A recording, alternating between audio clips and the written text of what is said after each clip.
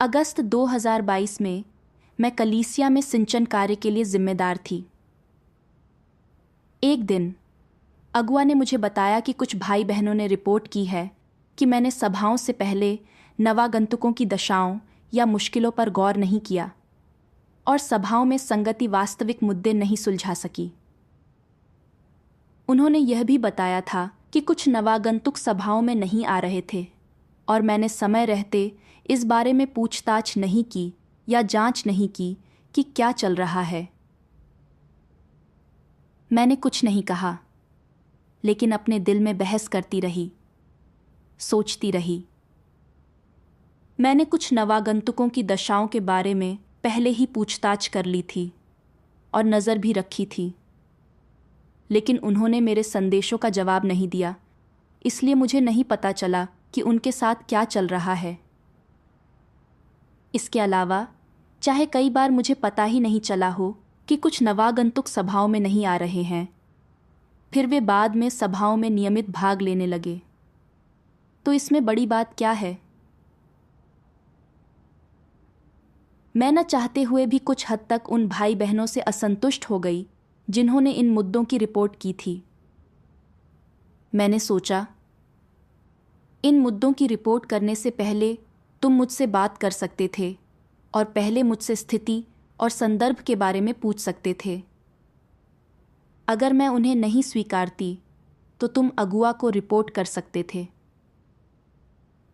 अब जब तुमने बिना कुछ कहे सीधे अगुआ को रिपोर्ट कर दी है, तो अगुआ मुझे कैसे देखेगी?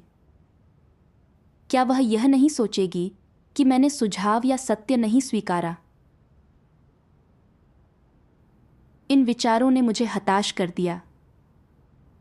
भले ही मैं जानती थी कि भाई बहनों के सुझाव मेरे कर्तव्यों के लिए मददगार हैं और पहले मुझे उन्हें स्वीकारना चाहिए, आत्मचिंतन करना चाहिए, खुद को जानना चाहिए, बहस नहीं करनी चाहिए और खुद को सही ठहराने की कोशिश नहीं करनी चाहिए। जब मैंने सोचा कि मेरे आत्मसम्मान और रुतबे को कैसे नुकसान पहुंचा होगा, मैं स्थिति का सामना करने के लिए अनिच्छुक हो गई। बाद में मैंने शांत होकर भाई बहनों द्वारा बताए गए मुद्दों पर विचार किया और मुझे एहसास हुआ कि बदलाव वाकई ज़रूरी है। इसलिए मैंने समूह में संदेश भेजा और सभी से कहा कि वे मेरे किसी भी मसले के बारे में बताएं जो उन्होंने देखा हो। थोड़ी देर बाद भाई जेडन ने कुछ मुद्दे बताए जो उसने देखे थे और मुझे कुछ सुझाव भी दिए। जब मैंने देखा कि उनकी टिप्पणियां अगुआ द्वारा कही गई बातों जैसी ही थीं, तो मुझे संदेह हुआ। मैंने सोचा, उसने ही अगुआ को मेरी रिपोर्ट की होगी, वरना वह एक जैसी बातें क्यों कहता? मन में यह बात होने पर मेरे लिए उसके द्वारा बताए मुद्दों और सुझावों को सही ढंग से समझना मुश्किल हो गया और मैंने हर बिंदु का एक एक कर खंडन किया। फिर उसने समूह में एक संदेश भेजा। तुमने कहा था कि हम सुझाव दे सकते हैं और किसी भी समस्या के बारे में संवाद कर सकते हैं, तो अब जब हमने ऐसा किया है, तुम सिर्फ बहाने क्यों बना रही हो और खोजने या स्वीकारने की कोई इच्छा क्यों नहीं दिखा रही हो? जब उसने इतने सारे भाई बहनों के सामने मुझे उजागर किया, मैं बहुत अपमानित हो गई। मैं उसके खिलाफ पूर्वाग्रह बनाने लगी, सोचने लगी, तुम मुझे बिल्कुल अपनी इज्जत बचाने नहीं दे रहे हो। तुमने न केवल मेरी समस्याओं के बारे में अगुआ को निजी तौर पर बताया, बल्कि मुझे सुझाव भी दिए और इन सभी लोगों के सामने मुझे उजागर किया। मैं फिर कभी अपना चेहरा कैसे दिखा पाऊंगी?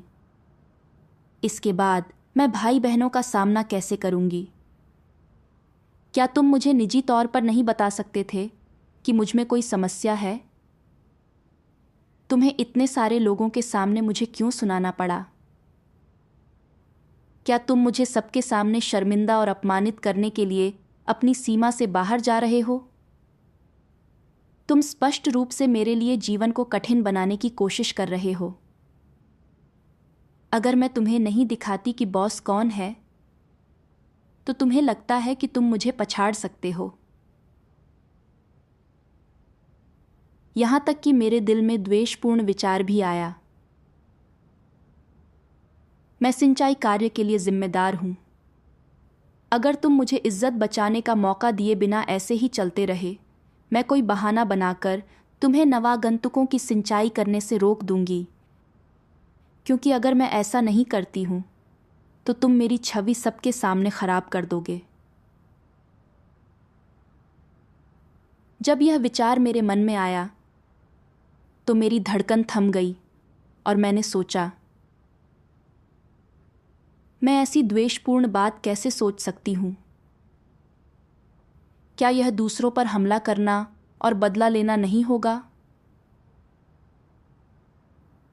मुझे थोड़ा डर लगा, इसलिए मैंने चुपचाप परमेश्वर से प्रार्थना की। परमेश्वर, मेरे दिल पर नज़र रखो ताकि यह शांत रहे और मैं अपने क्रियाकलापों में अपने भ्रष्ट स्वभाव के अनुसार न चलूं। इस स्थिति से बाहर निकलने में मेरा मार्गदर्शन करो। प्रार्थना करने के बाद मैंने समूह में कई भाई बहनों को जेडन के सुझावों से सहमत होकर संदेश भेजते देखा। मुझे आखिरकार एहसास हुआ कि मेरे सामने यह स्थिति आने के पीछे परमेश्वर का इरादा है। मुझे पहले स्वीकारना और समर्पण करना था, सत्य खोजना था, आत्मचिंतन करना था और सबक सीखना था। एक दिन अपने भक्ति सत्र के दौरान मैंने परमेश्वर के वचनों के 2 अंश पढ़े। सर्वशक्तिमान परमेश्वर कहता है, किसी व्यक्ति की काट छांट की जाए, इसके प्रति सबसे महत्वपूर्ण रवैया क्या होना चाहिए? पहले तो तुम्हें काट छांट को स्वीकार करना चाहिए। इससे फर्क नहीं पड़ता कि तुम्हारी काट छांट कौन कर रहा है, इसका कारण क्या है, चाहे वह कठोर लगे, लहजा और शब्द कैसे भी हों, तुम्हें इसे स्वीकार कर लेना चाहिए। फिर तुम्हें यह पहचानना चाहिए कि तुमने क्या गलत किया है, तुमने कौन सा भ्रष्ट स्वभाव प्रकट किया है और क्या तुमने सत्य सिद्धांतों के अनुसार कार्य किया है। सबसे पहले तुम्हारा रवैया यही होना चाहिए। क्या मसीह विरोधियों का रवैया ऐसा होता है? नहीं, शुरू से अंत तक उनका रवैया प्रतिरोध और नफरत का होता है। क्या ऐसे रवैये के साथ वे परमेश्वर के सामने शांत हो सकते हैं और नम्रता से काट छांट स्वीकार कर सकते हैं? नहीं, वे ऐसा नहीं कर सकते। तो फिर वे क्या करेंगे? सबसे पहले तो वे लोगों से सहानुभूति और माफी पाने की आशा में जोरदार बहस करेंगे और बहाने बनाएंगे, अपनी गलतियों और उजागर किए गए भ्रष्ट स्वभावों का बचाव करेंगे, उसके पक्ष में बहस करेंगे ताकि उन्हें कोई जिम्मेदारी न लेनी पड़े या उन वचनों को स्वीकार न करना पड़े जो उनकी काट छांट करते हैं। जब उनकी काट छांट की जाती है तो उनका क्या रवैया होता है? मैंने पाप नहीं किया है, मैंने कुछ गलत नहीं किया है। अगर मुझसे कोई भूल हुई है तो उसका कारण था। अगर मैंने कोई गलती की है तो मैंने जानबूझकर ऐसा नहीं किया, तो मुझे इसकी जिम्मेदारी लेने की जरूरत नहीं है। थोड़ी बहुत गलतियां कौन नहीं करता? वे इन कथनों और वाक्यांशों को पकड़ लेते हैं, लेकिन वे सत्य नहीं खोजते। न तो वे अपनी गलतियों को स्वीकारते हैं और न ही अपने प्रकट किए हुए भ्रष्ट स्वभावों को स्वीकारते हैं, और बुराई करने में उनका जो इरादा और मकसद होता है उसे तो निश्चित रूप से नहीं स्वीकारते। उनकी गलतियां चाहे कितनी ही स्पष्ट क्यों न हो, या चाहे उन्होंने कितना ही बड़ा नुकसान क्यों न किया हो, वे इन चीजों को पूरी तरह से अनदेखा कर देते हैं। उन्हें न तो जरा सा भी दुख होता है और न ही ग्लानि होती है, और उनकी अंतरात्मा उन्हें बिल्कुल भी नहीं धिक्कारती है, बल्कि वे पूरी ताकत से खुद को सही ठहराते हैं और यह सोचकर शब्दों की जंग छेड़ देते हैं, सभी के पास खुद को सही ठहराने वाला दृष्टिकोण होता है। सबके अपने कारण होते हैं। मुख्य यह है कि कौन ज्यादा अच्छी बातें करता है। यदि मैं अधिकतर लोगों तक अपना औचित्य और स्पष्टीकरण पहुंचा सकूं, तो जीत मेरी होगी, और तुम जिन सत्यों की बात करते हो वे सत्य नहीं हैं और तुम्हारे तथ्य भी मान्य नहीं हैं। तुम मेरी निंदा करना चाहते हो? बिल्कुल नहीं कर सकते।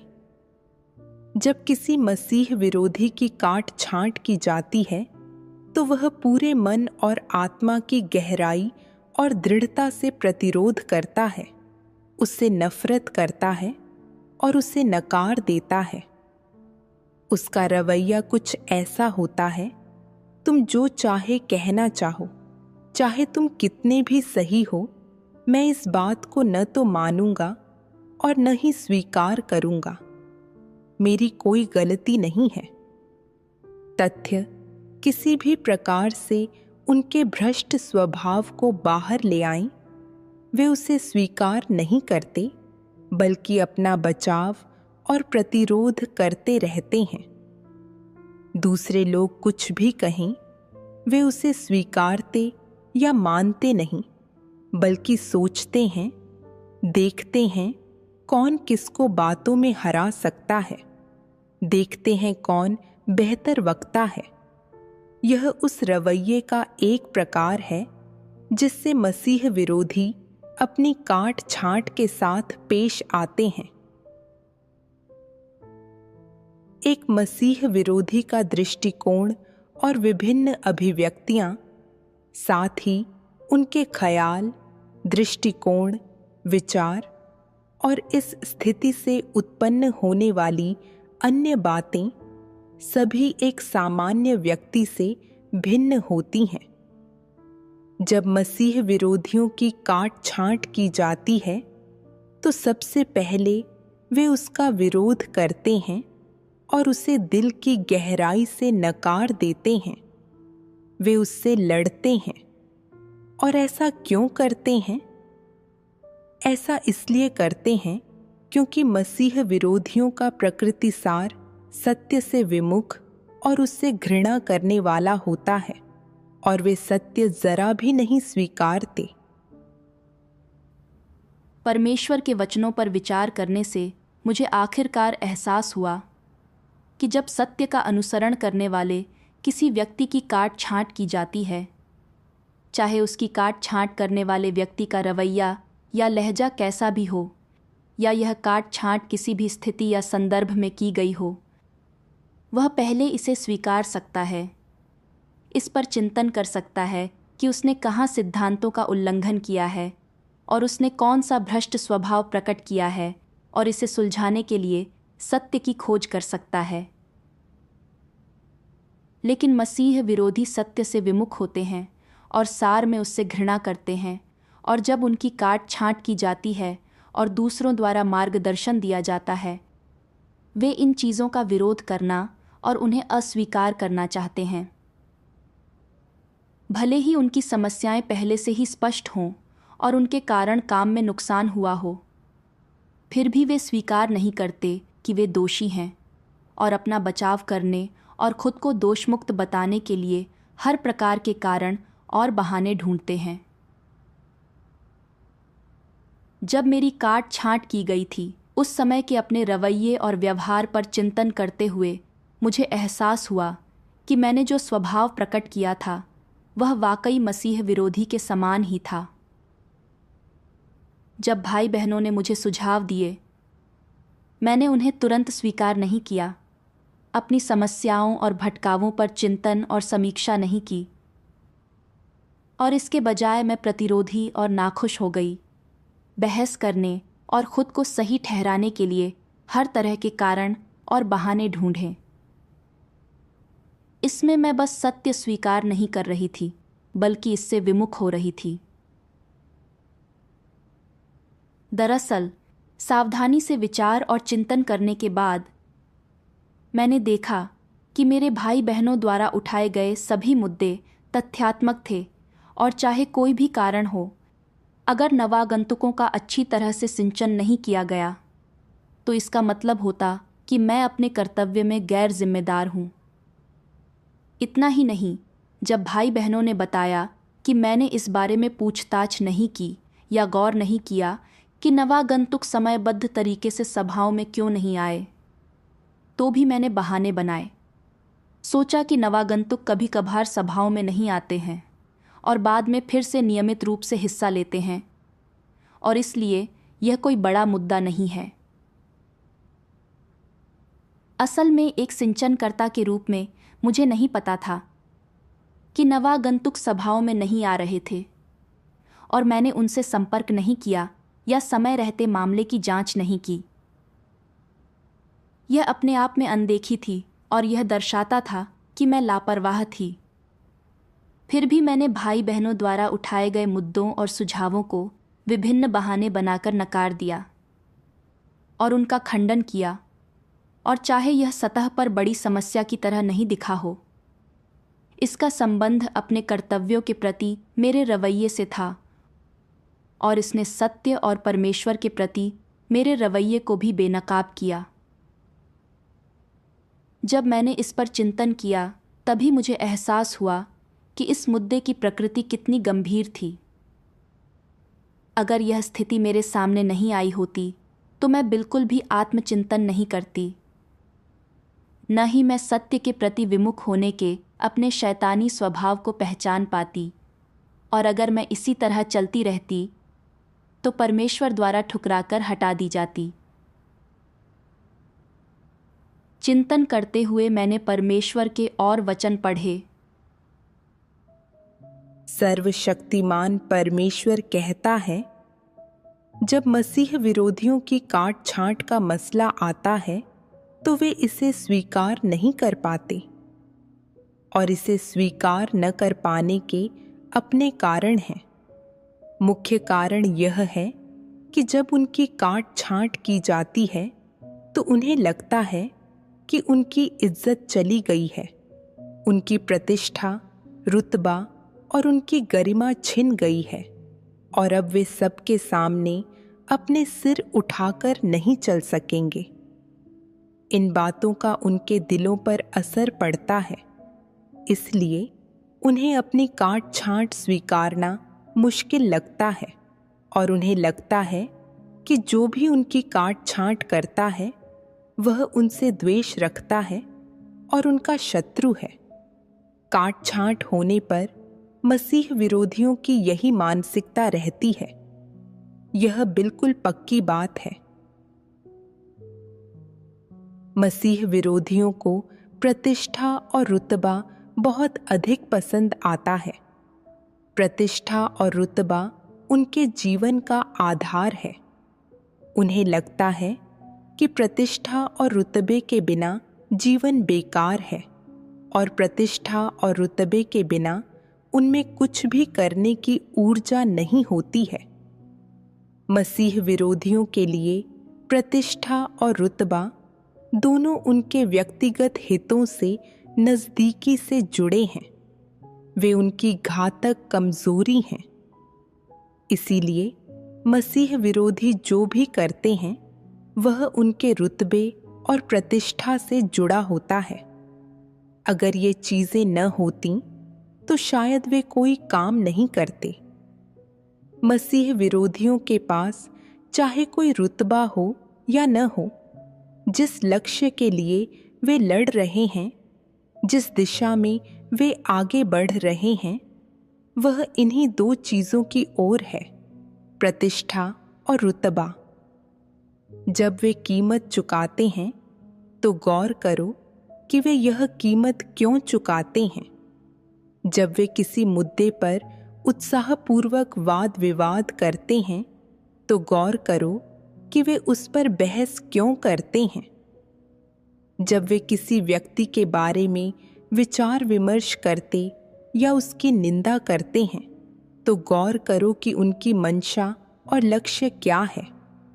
जब वे किसी बात को लेकर दुखी या गुस्सा होते हैं तो गौर करो कि वे किस तरह का स्वभाव प्रकट करते हैं।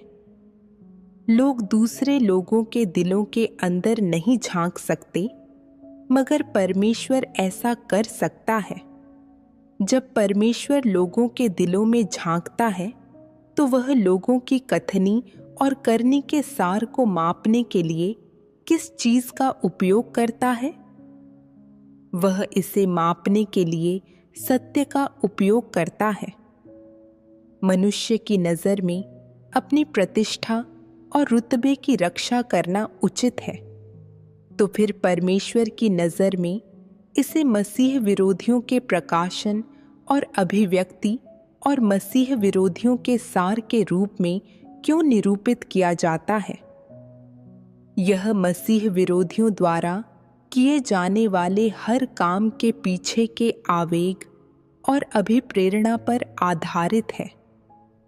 परमेश्वर उनके द्वारा किए जाने वाले कामों के पीछे के आवेग और अभिप्रेरणा की पड़ताल करता है और अंत में यह निर्धारित करता है कि वे जो कुछ भी करते हैं वह उनकी अपनी प्रतिष्ठा और रुतबे के लिए होता है, न कि अपना कर्तव्य निभाने की खातिर।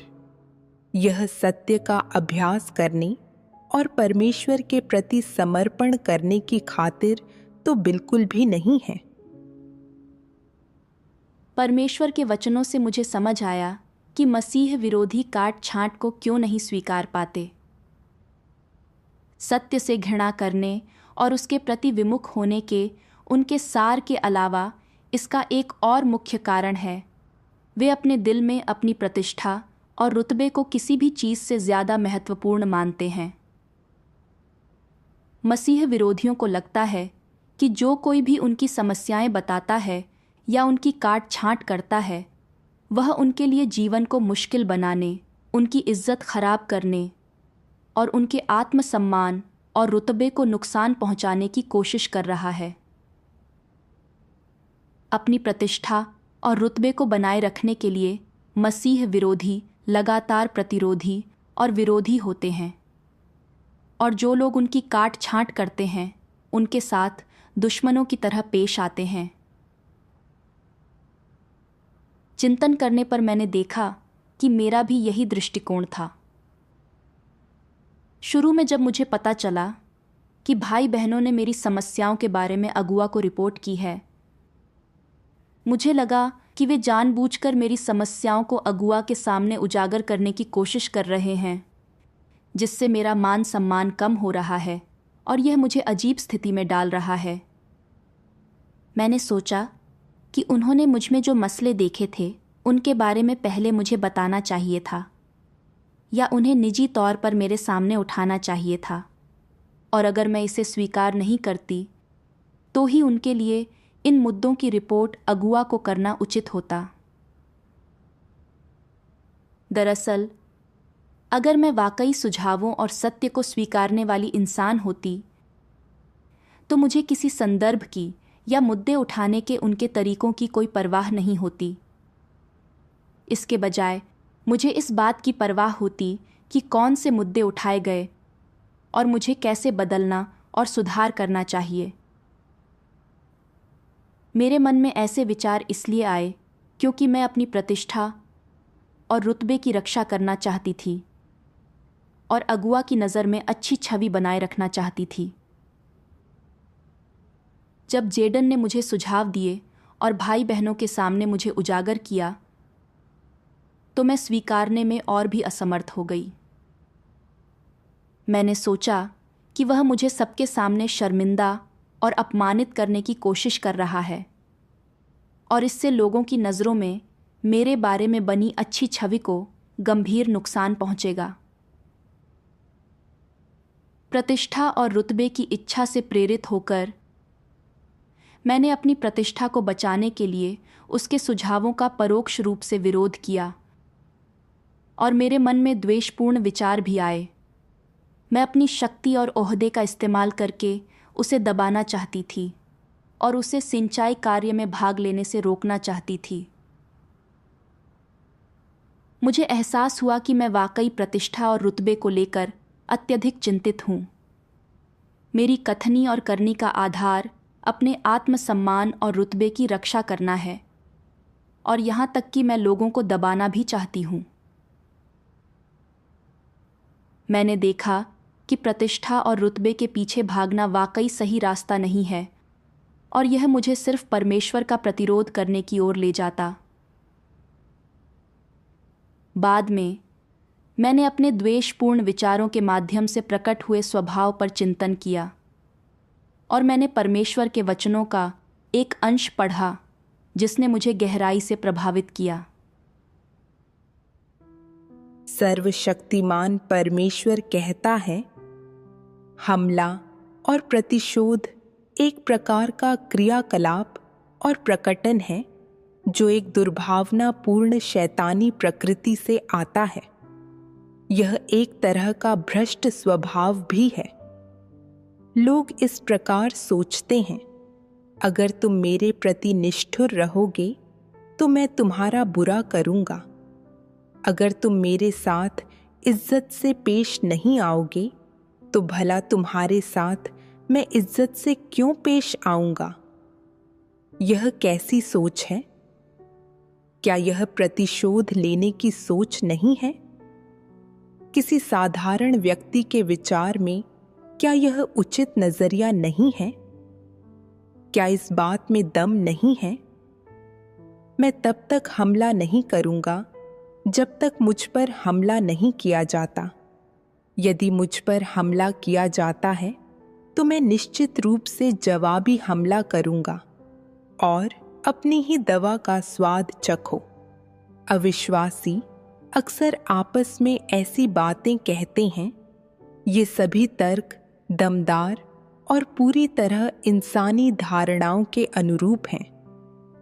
फिर भी जो लोग परमेश्वर पर विश्वास करते हैं और सत्य का अनुसरण करते हैं, उन्हें इन वचनों को कैसे देखना चाहिए? क्या ये विचार सही हैं? नहीं। ये सही क्यों नहीं हैं? इन्हें किस तरह पहचानना चाहिए? ये चीजें कहाँ से उत्पन्न होती हैं? ये शैतान से उत्पन्न होती हैं, इसमें कोई संदेह नहीं। ये शैतान के किस स्वभाव से आती हैं? ये शैतान की दुर्भावनापूर्ण प्रकृति से आती हैं। इनमें विष होता है और इनमें शैतान का असली चेहरा अपनी पूर्ण दुर्भावना तथा कुरूपता के साथ होता है। इनमें इस तरह का प्रकृति सार होता है। इस प्रकार की प्रकृति सार वाले नजरियों, विचारों, प्रकटावों, कथनी करणियों का चरित्र क्या होता है? बेशक यह मनुष्य का भ्रष्ट स्वभाव है। यह शैतान का स्वभाव है। क्या ये शैतानी चीजें परमेश्वर के वचनों के अनुरूप हैं? क्या ये सत्य के अनुरूप हैं? क्या इनका परमेश्वर के वचनों में कोई आधार है? क्या ये ऐसे कार्य हैं जो परमेश्वर के अनुयायियों को करने चाहिए? और क्या उनके ऐसे विचार और दृष्टिकोण होने चाहिए? क्या ये विचार और कार्यकलाप सत्य के अनुरूप हैं? नहीं। परमेश्वर के वचनों से मुझे एहसास हुआ कि हमला करने और बदला लेने के मेरे विचार शैतानी जहर से प्रेरित थे। जैसे कि मैं तब तक हमला नहीं करूँगा जब तक मुझ पर हमला नहीं किया जाता। यदि मुझ पर हमला किया जाता है तो मैं निश्चित रूप से जवाबी हमला करूँगा और अपनी ही दवा का स्वाद चखो। मैंने सोचा कि जेडेन द्वारा भाई बहनों के सामने मेरी समस्याओं को उजागर करना मुझे मान सम्मान बचाने की अनुमति नहीं दे रहा है, और वह मेरे प्रति निर्दयी है, जिसका अर्थ है कि मैं उसके साथ गलत कर सकती हूँ। मुझे यह भी लगा कि अगर मैंने उसे नहीं दिखाया कि बॉस कौन है, तो वह सोचेगा कि वह मुझे पछाड़ सकता है। इसलिए मैंने सोचा कि भविष्य में मैं उसे सिंचाई कार्य में हिस्सा नहीं लेने दूंगी। फिर हम देखेंगे कि वह मेरी काट छांट कैसे करता है। इस बिंदु पर इन विचारों और इरादों पर विचार करते हुए मैंने देखा कि मैं वाकई द्वेषपूर्ण और भयावह थी। जेडेन द्वारा अगुआ को मेरी समस्याओं की रिपोर्ट करना दिखाता है कि उसमें काम के प्रति जिम्मेदारी की भावना है और वह कलीसिया के काम की रक्षा कर रहा है। साथ ही जब मैंने समूह में सभी से सुझाव मांगते हुए एक संदेश भेजा, जेडन ने सक्रियता से अपने विचार और राय रखी, जिससे पता चला कि उसे जिम्मेदारी का एहसास है। लेकिन मुझे लगा कि वह जानबूझकर मेरे लिए जीवन कठिन बना रहा है, और मैंने भी बहस करने और खुद को सही ठहराने की कोशिश की। उसके द्वारा मेरे मुद्दों को उजागर करना तथ्यात्मक और पूरी तरह से उचित था, और इन बातों को सीधे सामने लाना मेरे कर्तव्यों में मेरे लिए मददगार था, और मुझे शर्मिंदा करने का उसका कोई इरादा नहीं था। इसके अलावा भाई बहनों के बीच आपसी सुझाव और काट छांट दयालुता या निर्दयता के मामले नहीं हैं, और अपनी समझ में इस बारे में मेरे विचार छद्म विश्वासियों जैसे ही थे। अतीत में मैं सोचती थी कि मुझ में अच्छी मानवता है, और मैं किसी मसीह विरोधी की तरह दूसरों को दबाने या सताने जैसा कुछ नहीं करूंगी। लेकिन तथ्यों के प्रकाशन के माध्यम से मैंने देखा कि मेरी प्रकृति वाकई द्वेषपूर्ण है। मैंने पहले ऐसा कुछ नहीं किया था, क्योंकि सही स्थिति नहीं आई थी। लेकिन कुछ संदर्भों में मैं इन द्वेषपूर्ण विचारों को स्वाभाविक रूप से प्रकट करने में सक्षम थी। यह मेरी प्रकृति का प्रकाशन है। इस समय मुझे आखिरकार एहसास हुआ कि काट छांट होना वाकई बहुत बढ़िया है, वरना मैं अपने भीतर के भ्रामक विचारों और शैतानी स्वभावों को कभी नहीं पहचान पाती। न ही मेरे पास सुधार करने या बदलने का कोई तरीका होता। मैं परमेश्वर के प्रति बहुत आभारी हुई, और मैंने परमेश्वर के सामने आकर प्रार्थना की, परमेश्वर, मैं देखती हूँ कि न केवल मैं सत्य के प्रति विमुख हूँ, बल्कि मेरी प्रकृति भी द्वेषपूर्ण है। अपनी प्रतिष्ठा और रुतबे की रक्षा के लिए मैं उन भाई बहनों पर हमला करना और उनसे बदला लेना चाहती थी जिन्होंने मुझे सुझाव दिए थे। मैं देखती हूँ कि मुझ में मानवता की कमी है, और मैं विश्वासी कहलाने के लायक नहीं हूँ। परमेश्वर, मैं पश्चात्ताप करना और बदलना चाहती हूँ। अभ्यास और प्रवेश का मार्ग खोजने के लिए मेरा मार्गदर्शन करो, ताकि मैं अपने भाई बहनों के सुझाव स्वीकारना सीख सकूं। अपनी भक्ति के दौरान मैंने अपनी समस्याओं के बारे में पढ़ने के लिए परमेश्वर के वचन खोजे और अभ्यास का मार्ग पाया।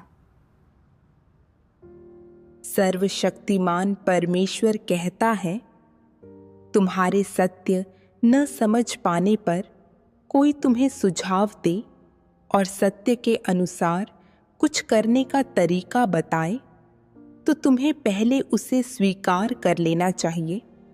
सबको उस पर संगति करने देना चाहिए और देखना चाहिए कि यह रास्ता सही है या नहीं, यह सत्य सिद्धांतों के अनुरूप है या नहीं।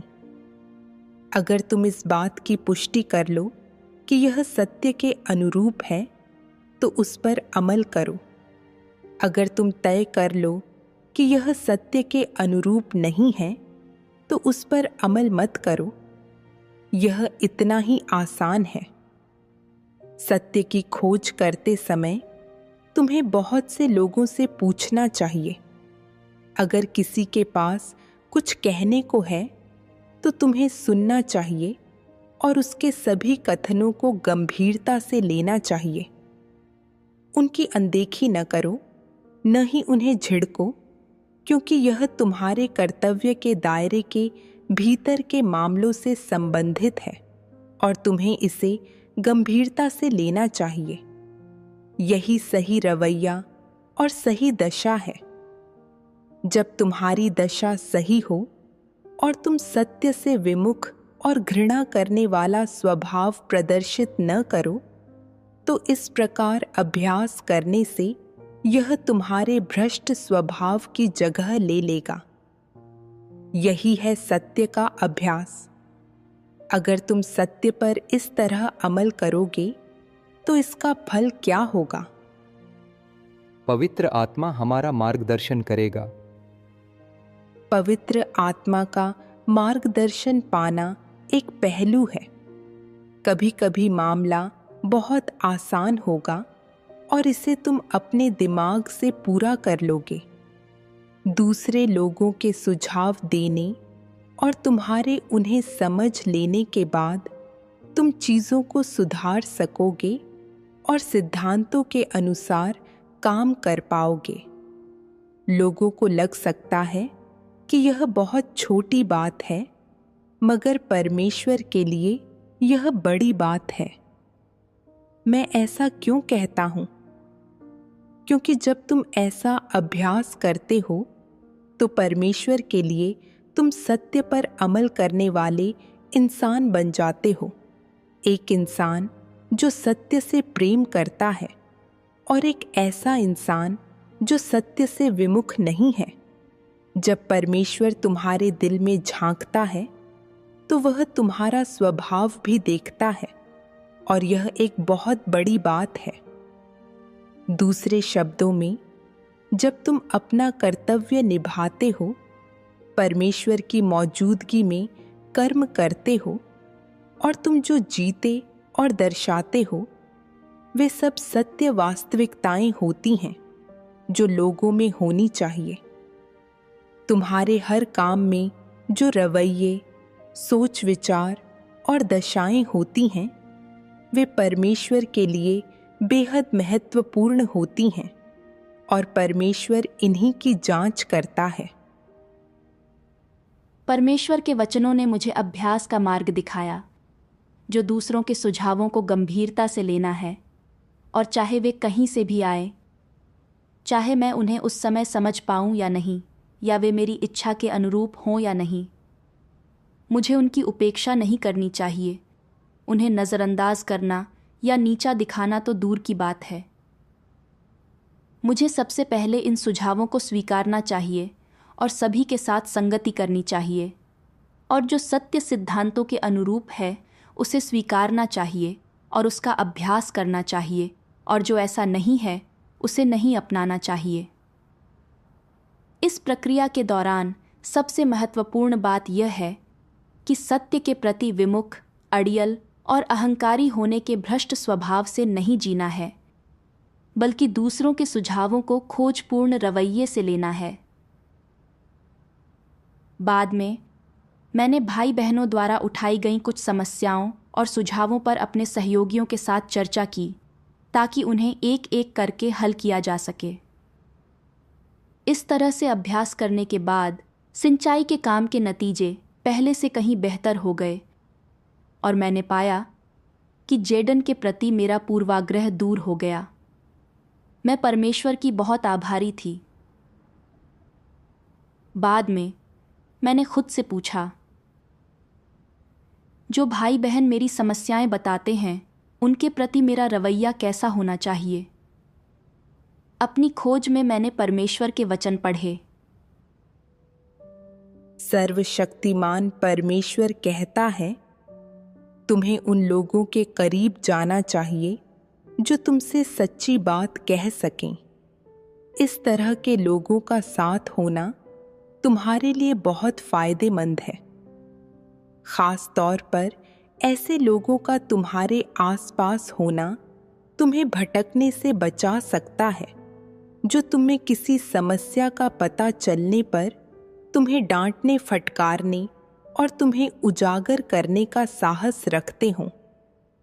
उन्हें तुम्हारे रुतबे से कोई फर्क नहीं पड़ता है, और जिस पल उन्हें पता चलता है कि तुमने सत्य सिद्धांतों के विरुद्ध कुछ किया है, तो आवश्यक होने पर वे तुम्हें फटकारेंगे और तुम्हें उजागर भी करेंगे। केवल ऐसे लोग ही सीधे, सच्चे और न्यायप्रिय लोग होते हैं, और चाहे वे तुम्हें कैसे भी उजागर करें और कैसे भी तुम्हारी गलतियां या कमियां बताएं और तुम्हारी आलोचना करें, यह सब तुम्हारी मदद करने, तुम्हारी निगरानी करने और तुम्हें आगे बढ़ाने के लिए होता है। तुम्हें ऐसे लोगों के करीब जाना चाहिए। ऐसे लोगों को अपने साथ रखने से, ऐसे लोगों की मदद से तुम अपेक्षाकृत अधिक सुरक्षित हो जाते हो। परमेश्वर की सुरक्षा पाने का भी यही अर्थ है। सत्य समझने वाले और सिद्धांतों का पालन करने वाले लोगों का तुम्हारे साथ होना और रोजाना तुम्हारी निगरानी करना तुम्हारे लिए अपना कर्तव्य निभाने और अच्छे से काम करने के लिए बहुत फायदेमंद है। तुम्हें उन धूर्त, धोखेबाज लोगों को अपना सहायक बिल्कुल नहीं बनाना चाहिए, जो तुम्हारी चापलूसी करते हैं और तुम्हारी झूठी तारीफ करते हैं। इस तरह के लोगों का तुम्हारे साथ चिपके रहना अपने ऊपर बदबूदार मक्खियों को बैठने देने के समान है। इससे तुम बहुत सारे जीवाणुओं और विषाणुओं के संपर्क में आ जाओगे। ऐसे लोग तुम्हें परेशान कर सकते हैं और तुम्हारे काम को प्रभावित कर सकते हैं। वे तुम्हें प्रलोभन में फंसाकर भटका सकते हैं और वे तुम्हारे लिए आपदा और विपत्ति ला सकते हैं। तुम्हें उनसे दूर रहना चाहिए। जितना ज्यादा दूर रहोगे उतना बेहतर होगा।